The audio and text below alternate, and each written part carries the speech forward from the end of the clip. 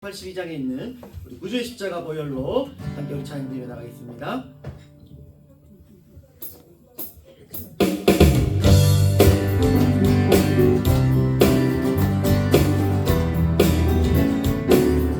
구주의 십자가 보혈로 구주의 십자가 보혈로 제 실수 받기를 원하네. 내 죄를 씻으신 주님을 찬송합시다.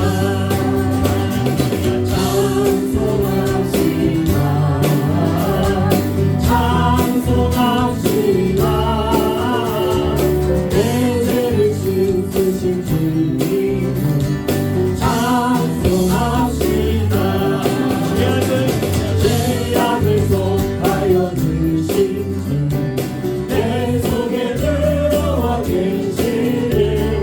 십자가 앞에서 주님을 찬송합시다.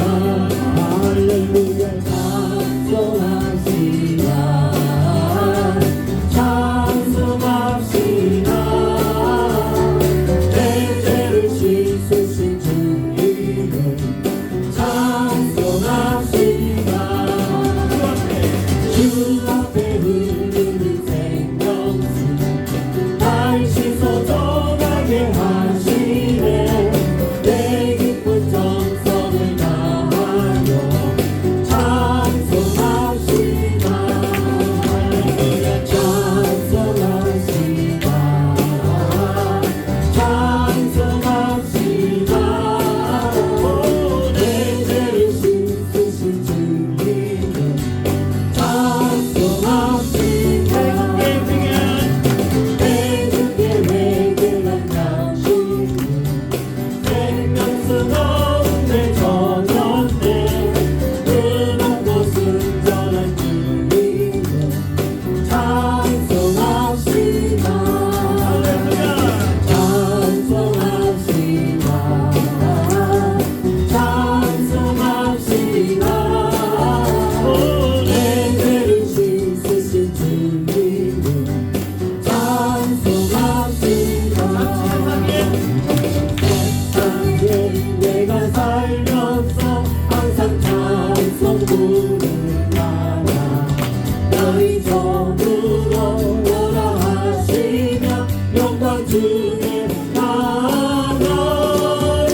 열린 정든 내가 들어가 세상 짐을 내려놓고 빛난 별유가 바다 쓰고서 주와 함께 우리까지 골짜기 거두면서 나의 발길 나갈 후에 오늘 그 말에 내가 안기어 영원토록 살리로다. 열린 정든 내가 들어가 세상 짐을 내려놓고 빛난 별유가 바다 쓰고서 주와 함께 다스리리. 하늘에 죽음 없는 날 사모하며 기다리니 내가 그리던 주를 배울 때 나의 기쁨 넘치리라. 열린 천국 내가 들어가 세상 짐을 내려놓고 빛난 별유가 바다 쓰고서 주와 함께 가리사리. 열린 천국 내가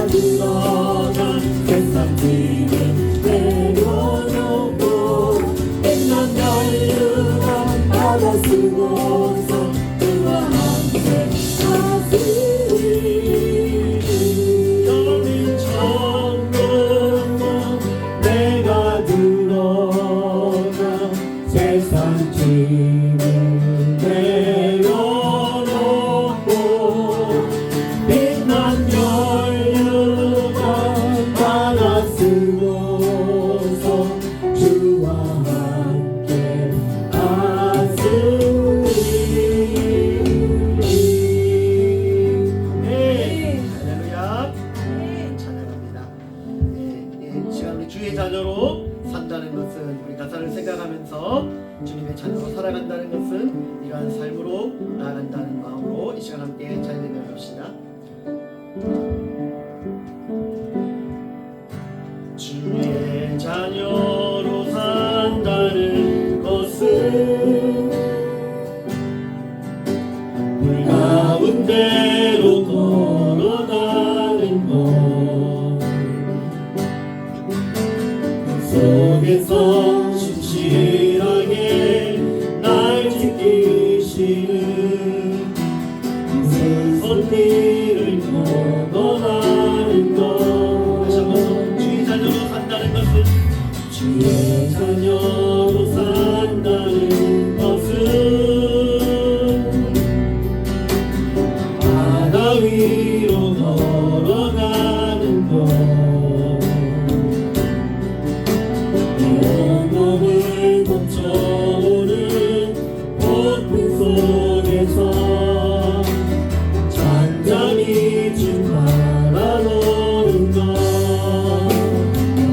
물 가운데 휩싸일 때로, 폭풍 가운데 무너질 때도 주님 내 곁에 함께 하시네. 가장 가까이에 함께 하시네. 주의 자녀로 산다는 것, 주의 자녀로 산다는 것은 나도 그들을 용납하는 것, 나도 그들을 용납하는 것, 나를 위해 달리신 십자가 사랑, 그 사랑으로 살아가는 것. 주의 자녀로 산다는 것은, 주의 자녀로 산다는 것은 주님과 함께 동행하는 것, 주께서 지신 십자가 기꺼이 지고 주와 함께 걸어가는 것. 물 가운데 휩싸일 때도, 폭풍 가운데 무너질 때도 주님 내 곁에 함께 하시네. 가장 가까이 함께 하시네. 새로운 물 가운데, 새로운 물 가운데 휩싸일 때도, 폭풍 가운데 무너질 때도 주님 내 곁에 함께 하시네. 가장 가까이에 함께 하시네. 아니나 어제나 오늘도 영원히 주만 찬양해. 외로운 곳을 위해 낙방하 영원어도 언제나 주만 찬양하네. 다시 한번 합니다. 아니나 어제나 오늘도 영원히 주만 찬양해. 괴롭고 슬프게 낙망하여 넘어져도 언제나 주만 찬양하네. 나의 소망 되신 주 찬양합시다. 나의 소망 되신 주, 주를 바라봅니다. 다시 오실 나의 왕, 다시 오실 나의 왕 예수.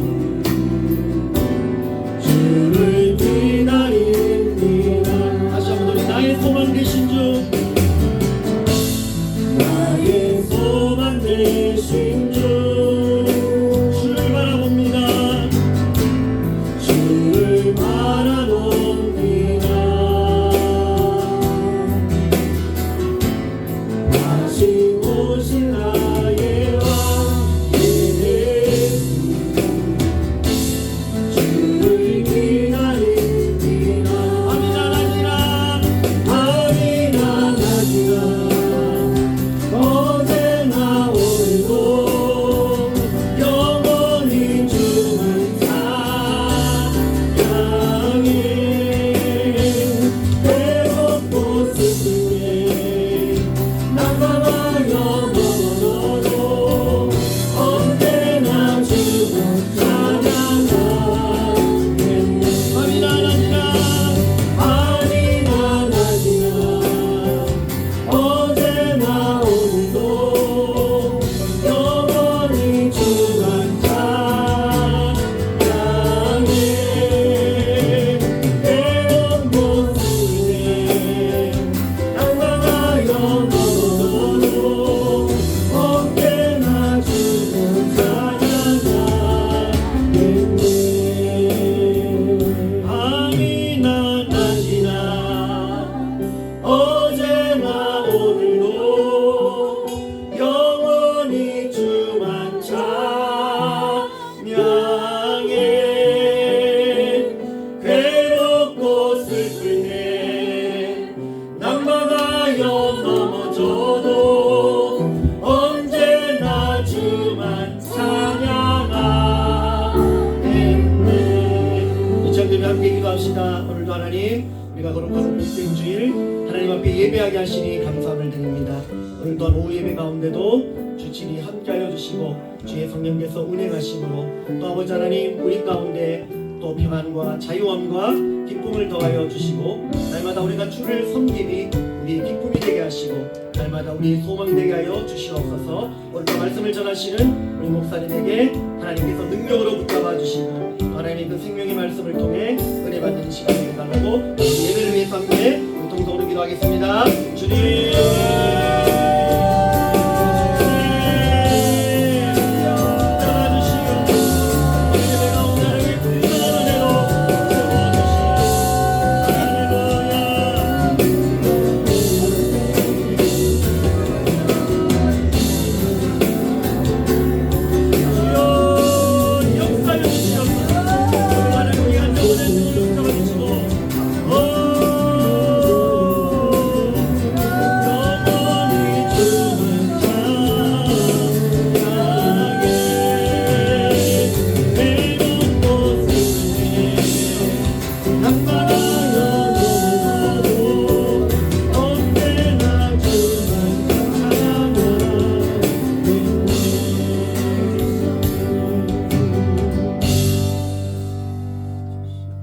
아버지 감사합니다. 오늘 이렇게 주일 예배 가운데에도 나와서 저희들이 아버지 예배의 중요성과 정말 우리의 삶 속에 정말 우리가 의지하고 우리가 생명을 얻을 수 있는 길은 오직 예배임을 느끼게 해주시면 감사합니다. 아멘. 아버지 오늘 예배 때 말씀 들은 대로 저희들이 날마다 주님을 사랑함으로써 입술로만 사랑하는 것이 아니라 사랑한다면 매 순간순간 주님과의 관계에 있어서 결심이 있어야 되는 줄로 믿습니다. 아멘.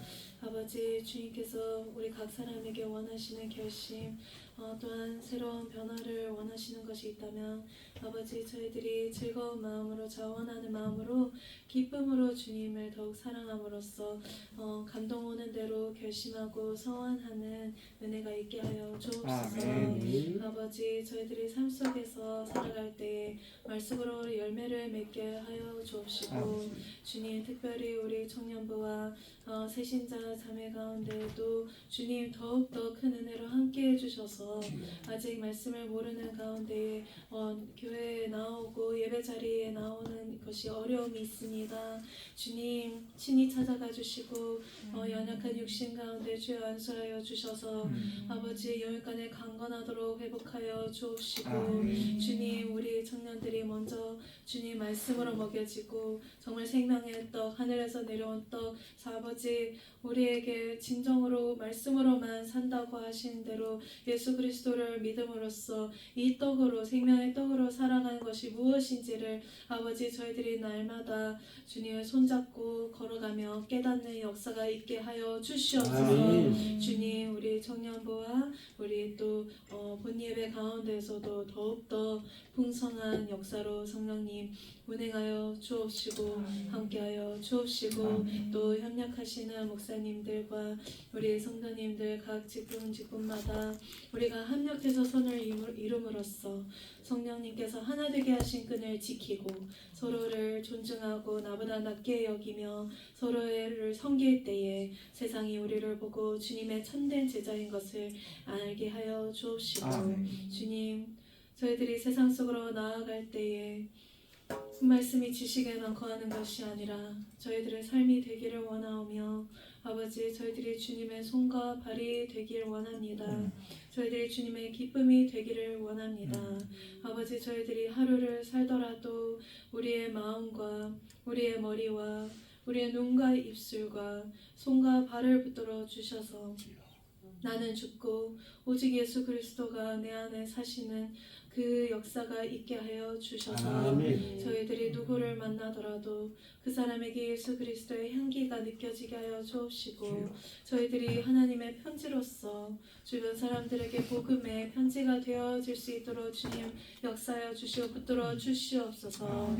아버지 이 시간에도 예배 가운데에 우리 임재천 목사님 붙들어 주시고 준비해 주신 모든 말씀 주님 성령님 통해서 말씀하실 수 있도록 붙들어 주셔서 이 시간에도 하나님 안에서 저희들이 이 다음 세대에 이 다가오는 세대에 어떻게 해서 깨어서 사역해야 되는지 깨닫는 시간 되게 하여 주시옵소서. 감사드리며 예수님의 이름으로 기도드렸습니다.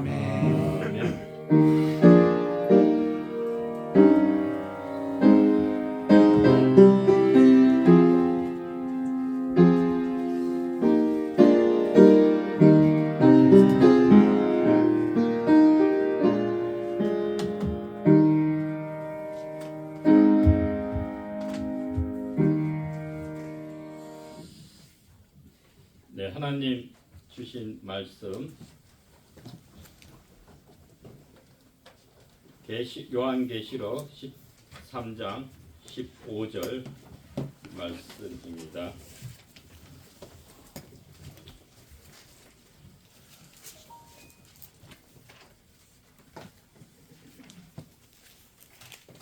제가 봉독하겠습니다. 요한계시록 13장 15절 말씀. 그가 권세를 받아 그 짐승의 우상에게 생기를 주어 그 짐승의 우상으로 말하게 하고 또 짐승의 우상에게 경배하지 아니하는 자는 몇이든지 다 죽이게 하더라. 아멘. 하나님 말씀입니다.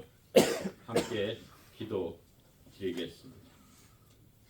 우리 생명의 구세주여 삶의 주인이 되시는 만군의 야훼 아버지 하나님, 저희 눈을 열어서 주의 말씀에서 놀라운 것을 보게 하시며 저희 귀를 열어서 성신께서 교회들에게 하시는 그 말씀을 듣고 지켜 행하는 복된 자들이 되게 하옵소서.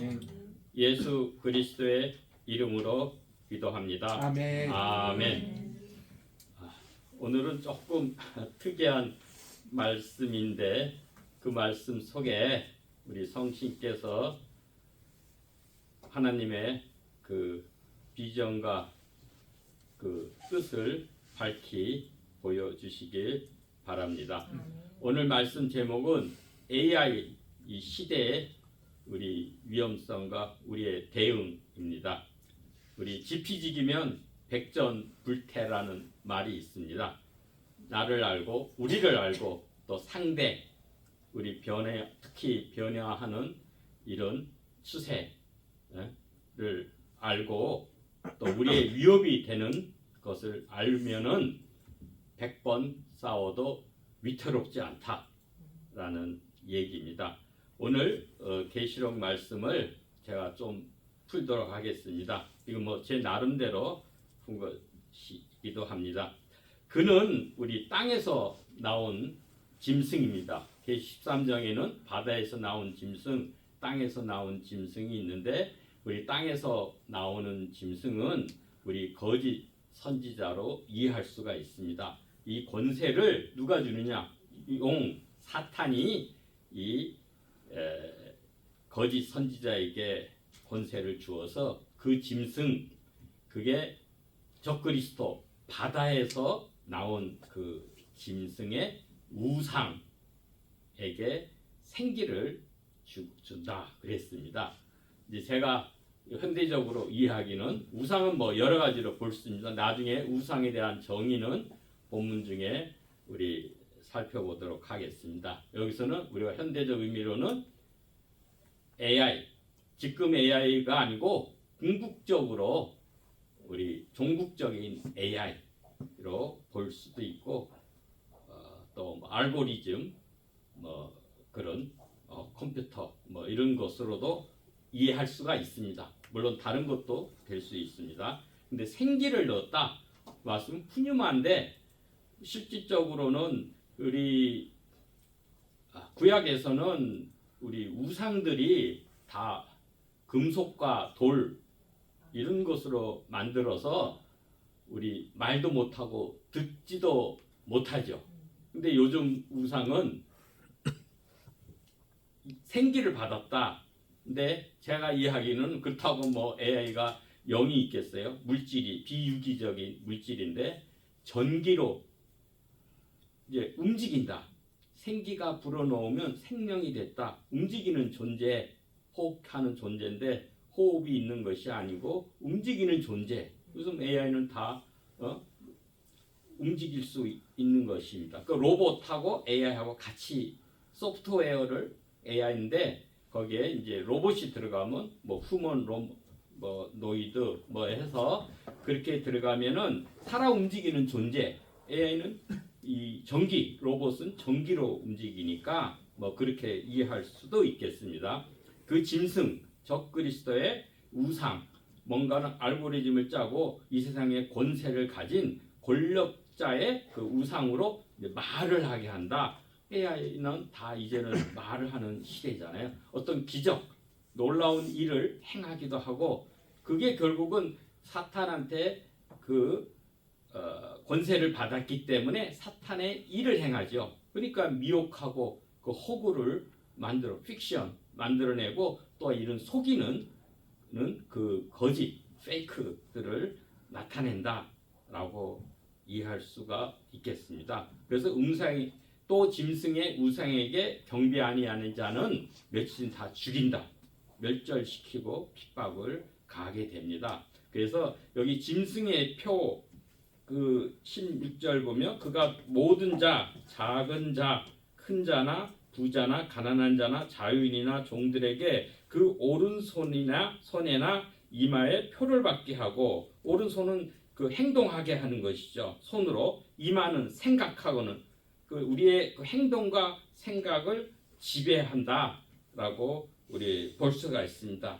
그래서 그 짐승의 수, 사람의 수, 그게 곧 666이다고 합니다. 그래서 666은 불완전한 숫자입니다. 실은 완전 수인데 비슷하지만 모방을 하지만 하나가 부족한 결국은 거짓과 오류가 있다는 것입니다. 그리고 이것은 하나님을 대적하고 그 세속 권력, 이 알고리즘이나 이런 네트워크 권력자에게 복종케 한다라고 이해할 수가 있겠습니다.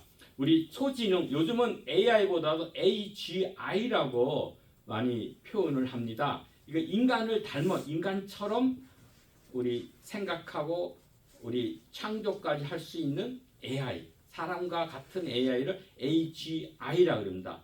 그러니까 Artificial General Intelligence라고 G를 덮어서 범용 내지는 일반 AI라고 합니다. 이 초지능 이게 위험성이 있다는 겁니다. 기대감도 있죠. 우리한테 유익함을 주고 우리를 편리하게 하는 기대감도 있지만 또한 한편 우리를 염려스럽게 한다. 그러면 우리가 어떻게 해야 되느냐 책임감까지도 부여할 수 있다는 것입니다. 이 초지능 AGI가 또한 인류를 파괴할 수 있다라고 많은 석학들이 그 경고를 합니다. 왜냐하면 AI가 오류가 있다는 것입니다. 그리고 또한 지혜가 없습니다. 인텔리전스, 지능은 높으니까 목표를 달성할 수 있는 능력, 문제 해결할 능력은 월등하지만 지혜가 없어서 결국은 그것을 파멸로 이끌 수가 있다. 그것은 오직 거짓이 포함되어 있다, 섞여 있다. 그것이 위험한 것입니다. 그래서 이제 우리 제프리 힌턴 전 구글 엔지니어죠. 이 딥러닝을 개발한 이 노벨 물리학자는 30년 내에 인류가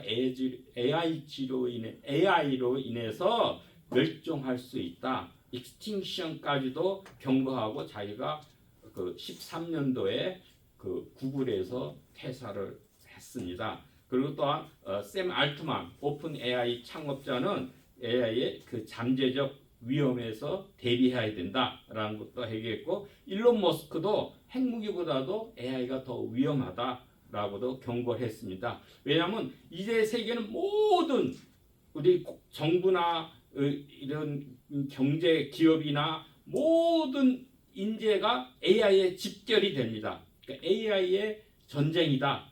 우리 주커버거도 그렇게 얘기를 했습니다. 왜냐하면 그것은 인간의 그 탐욕과 경쟁이 있으니까 그것을 잘 살펴가지고 인류에 유리한 대로 조정해 나가면서 발전을 시켜야 되는데, 이것에 대해서 인간의 탐욕과 우리 경쟁이 그것을 브레이크 없이 과속을 하기 때문에 이게 위험성이 많다는 것입니다. 그리고 이 AI에 대해서는 우리가 전혀 경험해보지 못한 새로운 것에 실현이 되는 것입니다. 그게 이 AI는 이 비인간화가 제일 위험성이 있습니다. 인간화는 공감성이 없다라는 것입니다. 그래 AI 특징을 보면 이때까지 모든 발명한 우리 문명은 다 기술적인 건 도구입니다. 툴로서 있었지만 이 AI는 툴이 아니라 도구가 아니라 에이전트, 스스로 행위자, 의사결정자라는 것입니다. 그래서 스스로 학습을 하고 또한 스스로 변화하고 이제 결정도 스스로 하고 이제는 창조까지 합니다. AI가. 그리고 이제 오가니제이션, 팀까지도 만드는 5단계 이제 AGI에 대해서는 그렇게 얘기를 합니다. 이에 AI의 학습 방법과 시간은 인간을 압도합니다.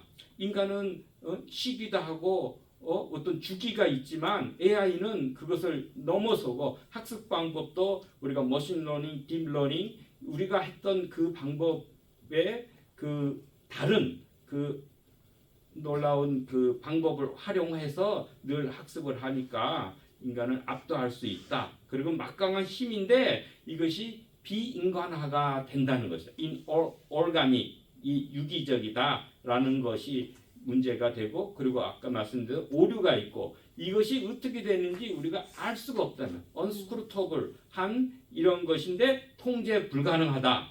그래서 이걸 우리가 위험성을 다 석학들이 경고를 하고 있습니다. 이 과연 컴퓨터, 이 알고리즘이 지혜로운 결정을 내려서 인류에게 유익한 대로 유토피아를 만드느냐, 잘못된 결정을 내리면 디스토피아로 인류를 해악을 끼치고 멸종시킬 수 있느냐라는 것입니다. 그런 AI를 과연 우리가 신뢰할 수 있느냐라는 것입니다. 이 AI는 말씀드린 대로 이런 지혜와 그 컴패션, 그 공감 능력, 인간다움, 인간미가 없는 것이기 때문이다. 그래서 인생은 선택과 만남인데 우리가 누굴 만나고 무엇을 전파하느냐에 따라서 종착지가 달라지죠. 하나님 말씀을 전하는 선지자, 하나님의 선지자가 되면 영생에 이르지만 반대로 우리가 바알, 우상을 우리 전파하는 자가 되면은 영벌에 취하게 됩니다. 요즘 시대에 우리 바알 우상 숭배는 물질주의와 쾌락주의, 권력 숭배, 또한 요즘은 테크노크라시, 테크노가 이게 통치하는 기술 통치 시대가 또한 우상이 될 수 있습니다. 우상이라는 것은 유일하신 참 하나님보다 더 우선시되고 하나님을 대신하거나 하나님 대신에 그 자기 중심, 우리의 중심에서 주인 행세를 하는 것을 우리가 우상으로 볼 수가 있습니다. 이 알고리즘과 정보 네트워크가 우상이 될 수가 있습니다. 그래서 우리가 이 기술을 과학 기술을 우리의 도구로 사용을 해야 되지 우리 하나님을 중심으로 살아야 되지 이 대신에 이 우리 삶의 중심에 AI가 와서 그것을 주인 노릇해서 맹목적으로 AI한테 이끌리면은 그 위험한 우상이 될 수 있다는 것입니다. 우리 여호수아가 이 테카라 그랬습니다. 강 건너 그죠? 히브리는 강 건넌 사람이죠. 강 저쪽에 우상을 섬기든지 강 건넌 하나님을 섬기든지 택하라. 그리고 500년 후에 또한 엘리야가 갈멜산에서 바알 선지자 그 450명과 대결하면서 이스라엘 백성들에게 너희는 바알과 하나님 사이에 머뭇머뭇거리지 못하고 하지 말고 택해라라고 우리가 경고를 주는 것입니다. 이 우상 숭배의 결과는 하나님을 경멸하게 하고 재앙이 임하게 하고 우리에게 저주가 임하고 반드시 우상 숭배는 멸망하게 됩니다. 그리고 그 멸망은 끝은 불꽃, 불못, 둘째 사망, 결국 지옥에 던져지게 되고 하나님 나라를 유업으로 받지 못합니다. 그래서 우상으로부터 우리 자신을 잘 지켜라 라는 말씀이 있고 우상 숭배는 뭐냐? 우리 골로새서 3장 5절에는 탐심이 곧 우상 숭배다라고 말씀하고 있습니다. 우리 세계 경제 포럼에서 미래의 그 직업 보고서 향후 5년간의 고용 시장의 변화를 주요 요인이 뭐냐? 이 기술 발전이라는 기술 발전이 고용 시장을 변화를 주도한다라고 했습니다. 그래서 이 AI가 인간의 업무를 대체한다라고 한 거예요. 그래서 새로운 일자리를 만들어내고 또한 일자리를 감소하기. 그러니까 이게 패러다임 시프트가 돼 일자리가. 그래서 새로운 일자리가 더 늘어나죠. 1억 7천만 개가 나오고 또한 일자리를 감소되는 소멸되는 일자리가 9,200만 개. 그렇게 되면 전체적으로는 일자리가 더 증가하는 셈입니다. 근데 그런 기술 관련 이런 일자리는 증가하는 반면에 단순한 행정직, 사무직도 감소한다. 근데 이제 사실은 이 AI가 더 고도화되면은 우리 이 지식, 기술하는 그런 분야까지도 AI가 더 점령을 하게 됩니다. 과연 그러면 우리 인간은 무엇을 향후해야 될까라고 할 과제가 주어지는 것입니다. 결론적으로는 우리가 인간과 AI가 같이 협업을 하는 콜래보레이션 하는 그런 일이 되지 않을까 봅니다. 그러기 위해서는 세상에 뭔가 바뀌는 이 시대잖아요. 그렇기 때문에 우리가 늘 신교육 또한 재교육 받고 특히 우리가 인성 제일 장점이 인간으로서의 장점이 인성, 인간다움, 그 감성과 이타심 그리고 영성. AI가 영성이 없잖아요. 그 영성의 그 교육이 더 절실하지 않나라고 생각됩니다. 그래서 자동화에 대체되는 그런 높은 직업은 반복적이고 규칙적인 업무 그런 거가 사라질 그 직업이 되고 또한 이 자동화 하더라도 이 대체 확률이 낮은 직업은 어떤 창의력과 감성 이런 복잡한 대인관계 우리 상호관계성 이런 일을 하는 그런 인간만이 할 수 있는 그런 유리한 이 직업은 계속 남게 됩니다. 그래서 이제 우리가 두얼 브레인이라는 책이 얼마 전에 나왔습니다. 여기 브레인에 보면 AI가 들어갔죠. 그러니까 인간의 뇌와 AI가 같이 이 장점이 협업을 한다는 것입니다. 그렇기 때문에 우리는 AI와 경쟁을 하는 것이 아니라 AI와 협업을 하는 것이 나을 것입니다. 그래서 이 보완하고 활용을 하는 것. 인간의 장점은 뭐냐? 이 창의력이고 직관적인 감성이고 AI는 그 지능이 높잖아요. 데이터를 분석하든지 논리하는 그 능력. 이것이 서로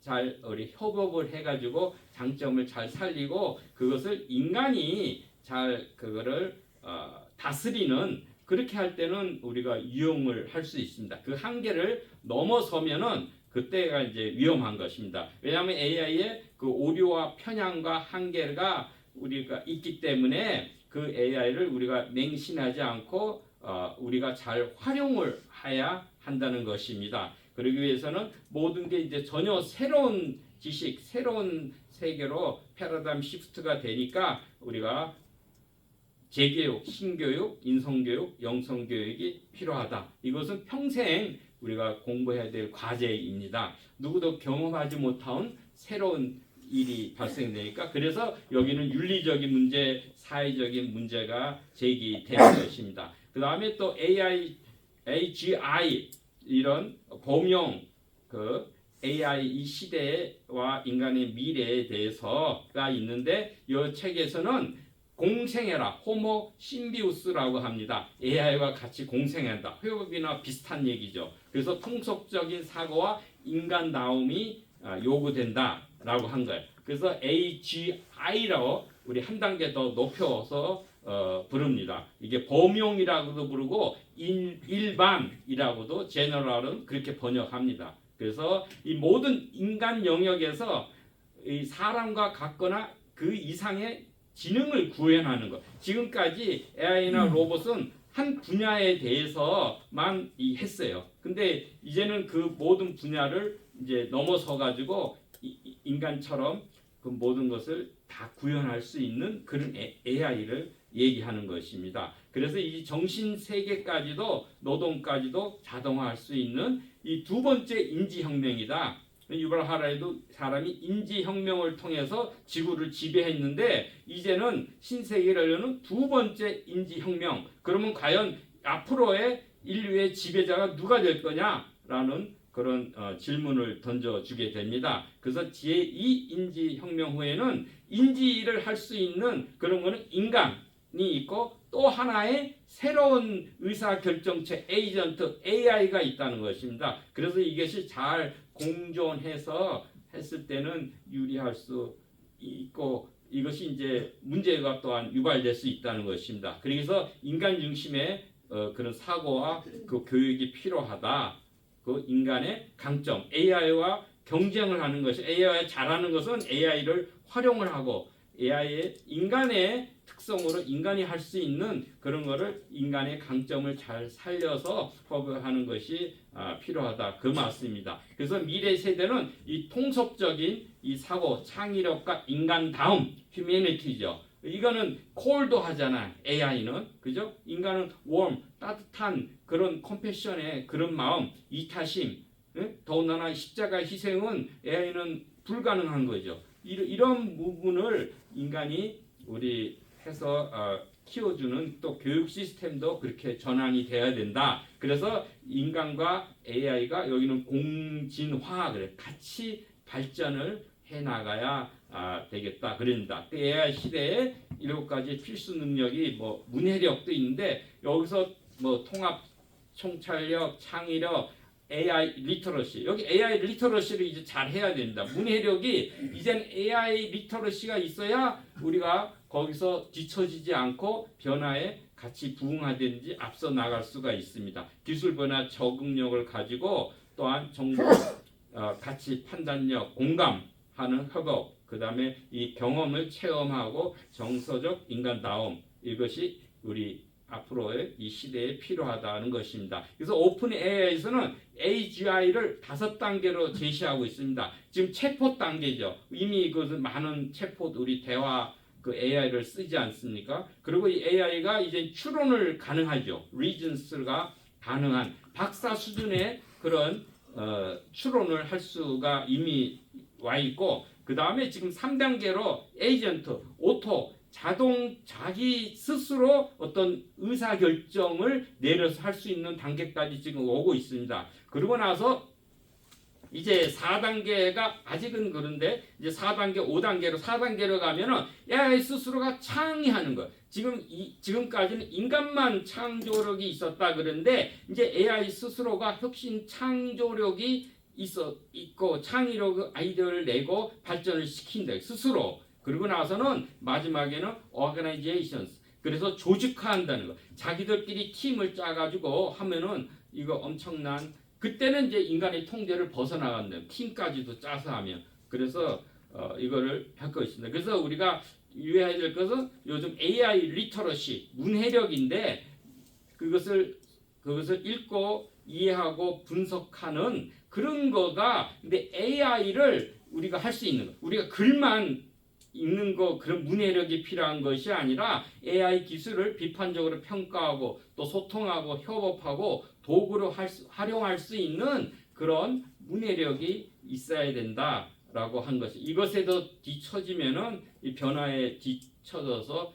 퇴출 강화할 우려가 있고 경쟁력에서도 우리 떨어지게 됩니다. 그럼 이제 미래 세대는 어떻게 해야 되느냐? 유연한 생각을 해야 돼. 생각이 이제는 유연성 있게 우리가 변화가 무쌍하니까 그것 따라서 유연한 플렉서블한 마인드를 갖는데 그 중에서도 가장 인간다움이 뭐냐? 그게 감성이고 어떤 관계성, 그런 이타심 그리고 영성 제일 중요한 건 영성. 이 정말 AI 시대는 영이 중요합니다. 영은 하나님의 지혜가 AI를 능가할 수 있는 거지 우리가 다들 인간의 지능이나 인간의 능력으로서는 AI를 우리 통제할 수도 없고 알 수도 없다는 것입니다. 그럴수록 우리 진정한 참 영성 교육은 필요하다는 것입니다. 그리고 이제는 좁은 범위로 이렇게 전문적으로만 연구하는 것이 아니라 이제 폭넓게 왜냐하면 이게 막 자꾸 시프트되고 변화가 되잖아요. 특히 그런 단순한 지적 기술은 AI가 얼마든지 더 앞서서 잘 할 수가 있습니다. 그러나 우리 상호 관계의 그런 기술을 우리가 잘 범용적으로 넓게 이렇게 해놓으면은 우리한테 유리할 수가 있겠다는 것입니다.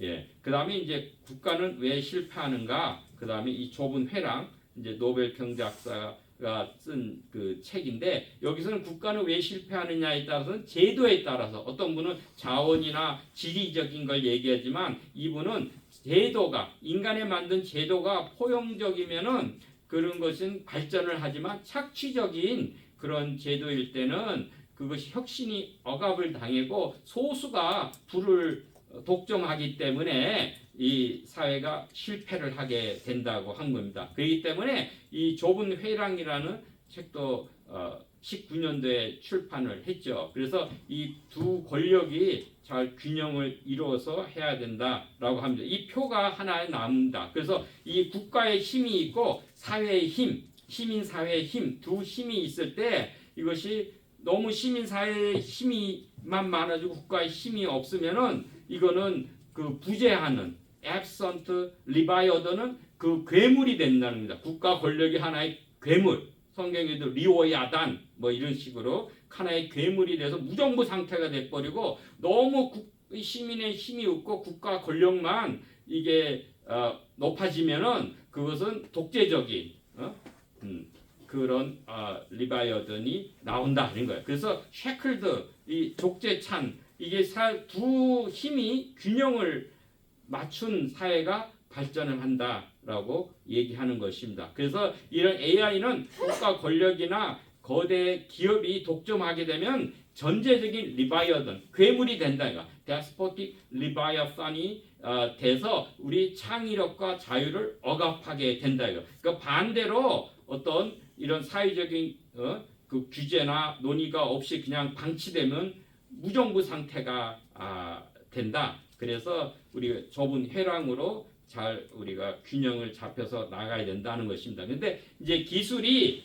또한 민주주의를 위협할 수 있다는 것입니다. 이미 많은 그 기술로 인해 가지고 우리가 사람 시민들을 감시하는 해서 자유를 억압하는데 그 기술을 사용하게 됩니다. 그래서 근데 이제 진보가 우리 한다고 해서 프로그레스 한다고 해서 이것이 번영이 되느냐? 오히려 퍼버티 더 빈곤층 소수는 모든 이득을 취하기 때문에 오히려 다수는 이 발전이 될수록 더 빈곤이 늘어날 수 있다는 것입니다. 그래서 요즘도 보면은 관세 전쟁이 하고 그 앞에는 이제 나아가면은 무역 전쟁, 그 다음에 이제 관세 전쟁은 결국 환율 전쟁으로 다닙니다. 그러면 이제 금융 전쟁, 그럼 경제 전쟁, 마지막에는 군사 전쟁까지도 우려가 되는데 이게 아마 제 2차, 1차, 2차 1840년도에 그 영국하고 그 중국의 그 아편 전쟁, 영국에서 중국에 팔 것이 없고 그래서 결국 아편을 팔아서 나중에 그 전쟁이 나왔는데 이 지금 식으로 보면은 제3의 아편 전쟁이 나올 우려도 있습니다. 이 권력과 진보의 관계에 대해서도 책이 있습니다. 여기서 이게 진보가 이 권력 구도가에 따라서 기술 번영과의 그런 관계가 있다는 것입니다. 권력 구조를 어떻게 하냐에 따라서 왜냐하면 이 기술이 진보해도 그거에 대한 이득 그건 우리가 폭넓게 쉬어야 되는 것이 아니다라는 것입니다. 그럼 누가 기술을 방향을 정하고 그거 따라서 그의 이득이 달라진다면 그러니까 사실은 권력 구도에도 많은 사람들이 참여를 해야 그 이득도 나눠 받을 수가 있는 것입니다. 이 소수의 권력자가 엘리트가 어떤 방향과 어떤 진보나 이런 것을 했을 때는 그 이득도 결국 소수만 누리게 된다라는 것입니다. 그렇기 때문에 이에 대한 통제와 어떤 제도적인 도입이 필요하다. 이것은 결국은 민주주의를 파괴할 수가 있는 것이죠. 그래서 이제 우리 기술 관료만 기술 통치가 앞으로 과학 기술 시대라서 계속 기술 과학으로만 자꾸 집중해서 발전을 하다 보면 테크노크라치 이 기술 관료가 지배하는 시대가 온다. 빅테크 기업이나 AI 전문가들이 새로운 권력 집단으로 우리가 등장할 수 있다는 거예요. 이것이 결국 기술 격차에 따라서 사회적 불평등이 나오는 거예요. 우리 5세기, 6세기 때 우리 제국주의 시대 대항해 시대를 열어서 제국주의 시대가 되고 식민 시대가 열었듯이 이제는 이 디지털 이 과학 기술을 주도하는 자가 디지털 제국주의가 되고 그거에 대해서 못하는 자는 식민주의로 오히려 우리가 될 수가 있다는 것입니다. 그거에 대해서 우리 늘 경고를 주죠. 그리고 여기 이건 호모데우스에 나온 얘기인데 유발 하라리가 쓴 여기 보면 그 데이터이즘이라고 있습니다. 데이터가 하나의 종교가 될 수 있다는 것이에요. 데이터와 알고리즘을 자꾸 중시하고 데이터 중심적인 사고로 전환하면은 우리가 전에는 신본주의가 인본주의도 종교입니다. 이 호모데우스가 되는 거죠. 인간이 신이 되는 그런 시대가 되고 이제는 그것을 더 벗어나서 되면은 데이터주의가 돼서 비유기적인 이런 것이 어떤 모든 의사결정을 한다. 그거 더 나가면 이제 테크노크라시 해가지고 AGI의 그 시대가 이게 AI가 종교를 대신한다는 것입니다. 그 데이터 중심의 단에 그리고 이게 비인간화가 된다는 것인데 인류를 위협하는 세 요소로는 핵전쟁도 있고 생태계 파괴도 있지만 기술적 파괴에 대해서 언급을 합니다. 이것에 대해서는 테크노크라시의 기술 통치의 시대가 온다. 그러면은 많은 그 소수의 기술자들은 그리고 그 나머지 사람들은 그저 무용한 useless 클래스가 된다는 것이야. 그렇지 않으려면 우리가 재교육, 신교육, 평생교육, 어떤 인간다움의 그 교육, 또 영성 교육을 받아야 한다는 것입니다. 이것을 인류를 위협하는 요소를 극복하는 것은 바로 지혜와 성령의 진리의 성령으로 우리가 충만해서 성령의 지배를 받는 거고 우리 사랑, 인간다움이죠.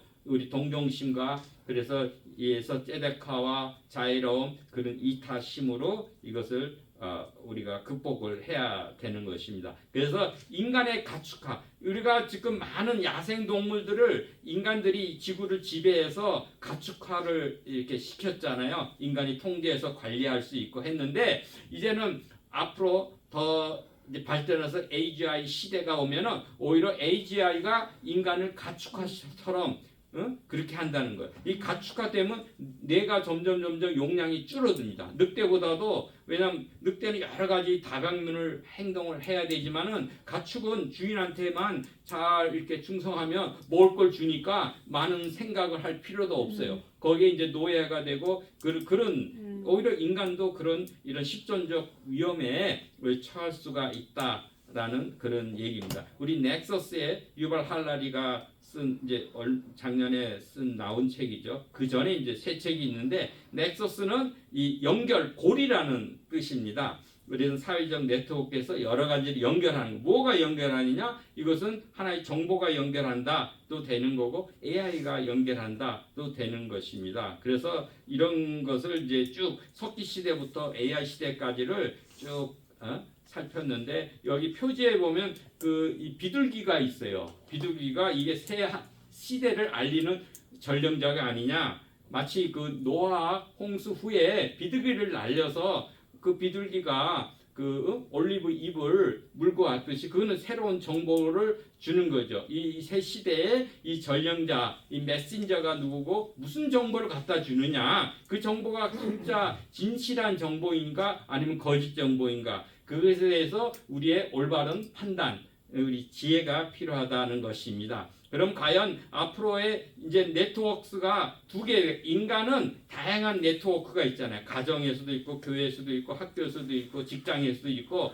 그걸 복수해요. 네트워크스라고 human 네트워크가 되지만은 유기적인, 비유기적인 AI는 온 세계 수천억 개의 그런 컴퓨터를 하나로 연결을 하는 것입니다. 그 단수가 되는 거예요. 그렇기 때문에 이 힘이 막강한 거예요. 그럼 이 시대는 어떤 시대냐? 유토피아냐? 아니면 디스토피아 시대를 되느냐? 이거에 대해서 항상 우리의 선택, 미래는 우리의 선택이 달린 것입니다. 그렇기 때문에 올바른 선택을 하는 지혜가 필요하고 이 유발 할라리는 그렇기 때문에 인류에 경고를 주고 자정 장치를 해라. 셀프 코렉팅 메커니즘들을 만들어서 대비해라라고 경고하고 있는 것입니다. 이 양반이 마이크 두고 선지하는 과연 무엇을 전파하느냐? 바알을 전파하느냐? 하나님을 전파하느냐? 결국 0 곱하기 100은 0이 되는 거예요. 하나님 빠진 이분은 무신론자이기 때문에 영적인 세계 하나님을 배제하고 모든 인류 역사를 풀어가는 거예요. 그러나 하나님 빠지고 영적인 세계가 빠진 거는 암만 탁월하다 그래도 결국 꽝이 될 수 있는 것입니다. 그럼 유발 할라리는 누군가? 이분이 태어난 곳이 아주 특이해요. 하이파 갈멜산에서 나온 거예요. 지금 레바논 지역에서 거기서 뭐가 났어요? 바알 우상 숭배 근거지가 하이파 페니키아입니다. 근데 지금은 현 예루살렘에서 히브리 대학 역사학과 교수로 있습니다. 역사학자이고 철학자이고 근데 이분은 무신론자이고 완전히 유물적인 진화론자이고 동성애자이기도 하고 불교 명상가이기도 합니다. 그렇기 때문에 그분이 쭉 한 역사적인 사실을 연결한 거는 우리가 참고할 수 있지만 조심해야 될 부분이 있는 것입니다. 종교에 대해서나 성경에 대한 얘기도 많이 하고 있는데 그거를 우리가 잘 스크린해서 우리가 봐야 한다는 것입니다. 그 다음에 이분이 쓴 대표적인 책이 세 개가 호모 사피엔스가 있죠. 어떻게 해서 인류가 세상을 지배했느냐? 이 언어 통해서 정보, 언어를 통해서. 근데 언어에는 진실과 거짓이 같이 있는 것입니다. 그것을 네트워크, 협력을 통해서 이 지구를 지배했다. 이 사피엔스의 책입니다. 그 다음에 이제 호모 데우스는 신이 된 인간의 한계를 넘어가는 겁니다. 그래서 인간이 뭘 한계? 질병과 수명을 넘어가는 거죠. 불멸이라고 하지만 불멸까지는 아니더라도 그것을 배 이상은 더 살 수 있는 거. 100년 살면은 200년 살 수 있는 그죠? 장기도 바꿔치기 하고 잘 관리를 하면은 그런 이제 수명을 넘어가 보겠다는 신이 되곤 인자. 그게 호모 데우스 인간이 새로운 종류의 인간이 출현을 한다 이거. 그래서 이분이 신성까지도 가지고 더 쾌락을 추구하고 이런 거예요. 그래서 이제는 암만 천재라도 생물학적 차이는 없잖아요. 근데 이제는 DNA 염기 서열을 다 읽기 때문에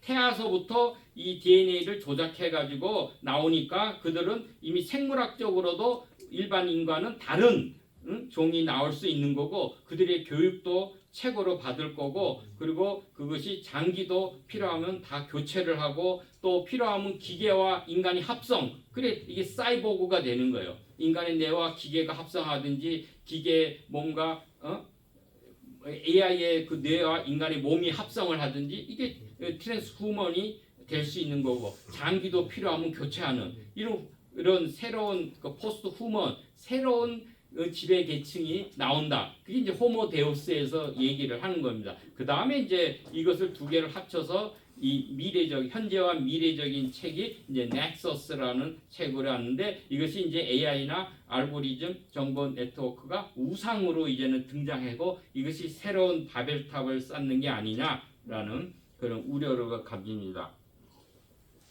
예, 넥서스에 대해서 얘기를 해드렸고, 그다음 정보는 우리 이 진실과 그 거짓이 같이 결합이 되어 있습니다. 그 정보 네트워크에는 이런 진실과 질서 사이가 그 균형을 이루는 것입니다. 그런데 실질적으로는 모든 정보가 진실된 게 아니죠. 아래 그림대로 정보는 진실과 질서, 그러니까 네트워킹 질서를 잡기 위해서는 진실을 더 무시하고 왜곡하고 파괴할 수가 있는 것입니다. 그래서 문제가 될 수 있는 거. 그러면 이제 네트워크가 두 가지가 나와요. 이제까지는 모두가 다 우리 책이나 언어를 통해서 인간 간의 네트워크가 연결이 돼 있지만 이제는 인간을 배제한 비유기적인 그러한 인오가닉 네트워크가 이 단일화된 온 세계의 모든 컴퓨터와 지능을 한 가지로 우리 연결할 수 있는 네트워크가 나온다는 것입니다. 그런 역사에 대해서는 우리가 과거로는 우리가 과거에 걸어온 길은 하나잖아요.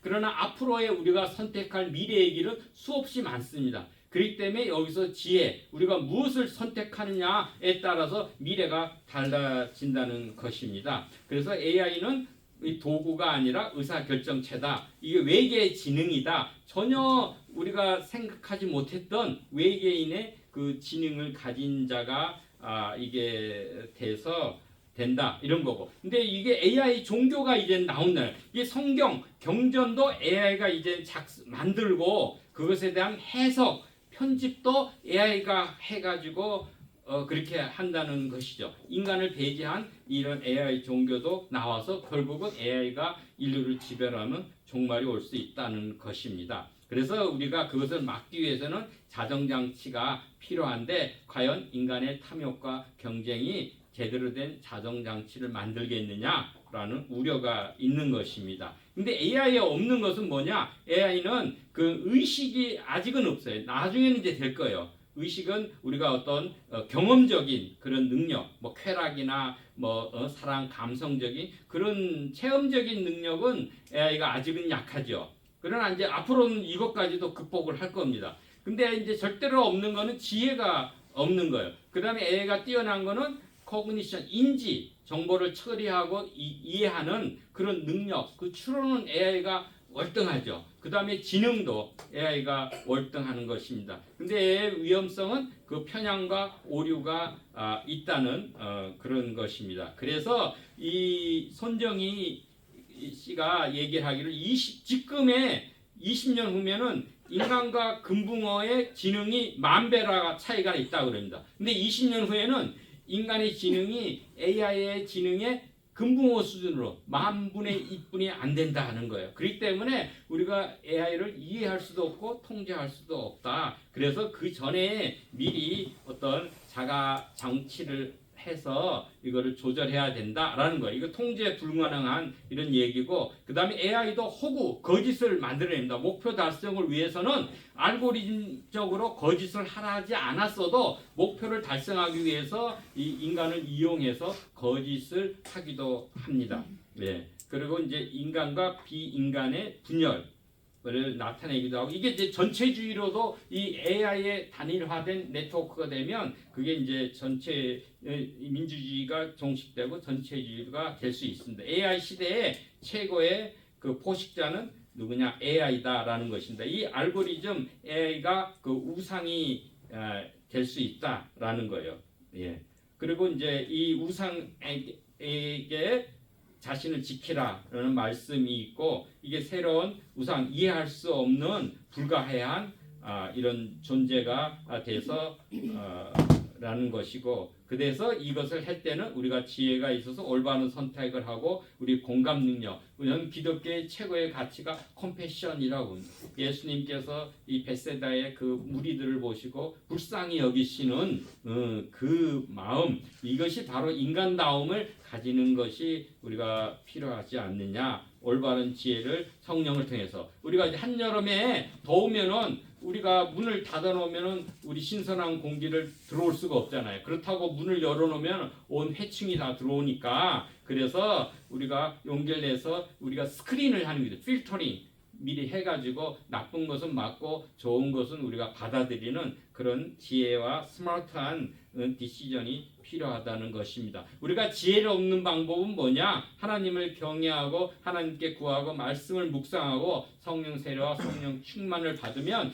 지혜의 영, 그게 바로 여호와의 영, 지혜와 지식의 영으로 우리가 이겨낼 수 있다는 것입니다. 그래서 가장 최상의 자정장치는 그리스도의 영, 성령의 다스림, 충만함을 받는 거다. 이 사르크스를 지배하는 것은 바로 푸뉴마로 지배를 하는 거다. 그리스도의 영성으로 우리 다스리는 것이다 라는 것입니다. 그래서 이제 우리 지혜, 성령으로 우리 우상, 탐심을 지배하고 우리 인간다움, 그게 사랑과 어떤 공감, 그 이타심, 하나님의 형상을 회복함으로 이 비유기적인 그 AI에 우리 대응해서 넘어갈 수가 있겠습니다. 예, 감사합니다. 우리 함께 기도드리겠습니다.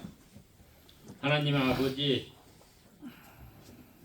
저희가 이 시대를 바로 성령의 그 조명하심으로 보게 하시고 주의 지혜를 받아서 올바른 선택을 하고 잘 대비하여서 우리 하나님의 영으로 모든 인류와 저희 자신을 잘 지켜내는 복된 이들이 되게 하옵소서. 아멘. 예수 그리스도의 이름으로 기도합니다. 아멘. 아멘. 축도하겠습니다. 이제는 끝까지 우리를 사랑하시는 예수 그리스도의 은혜와 구원을 기획하시고 독생자까지 아낌없이 주신 하나님 아버지의 크신 사랑과 우리 구원의 보증이 되시고 보혜사 되시는 성령의 교통 감화하심이 우리 이 시대에 바로 깨어 기도하며 우리 성령과 말씀을 사모하는 주의 백성들과 교회들에게 이제로부터 영원히 함께 있을지어다. 아멘. 아멘.